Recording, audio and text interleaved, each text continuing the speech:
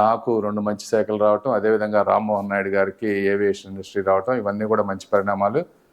మరి ఎప్పుడు లేని విధంగా 15,000 కోట్ల రూపాయలు అమరావతికి కానీ, అదేవిధంగా పోలవరంకి ఎంతైతే అంత ఖర్చు కానీ, మరి ఇక్కడ గుంటూరు ప్రాంతంలో ఔటర్ రింగ్ రోడ్డు 14,000-15,000 కోట్ల రూపాయలతో అది కానీ, ఇన్నర్ రింగ్ రోడ్డు కానీ, చాలా రైల్వే ప్రాజెక్టులు, ఇంకా వెనుకబడిన ప్రాంతాలకు కావాల్సినటువంటి నిధులు, ఇవన్నీ కూడా మొదటి 2 నెలల్లో మనం తెచ్చుకోవటం ఈ అఖండ విజయం వల్ల, మీ అందరి కృషి వల్ల జరిగిందని మీ అందరికీ ఇంకొకసారి కృతజ్ఞతలు తెలుపుతా ఉన్నాను.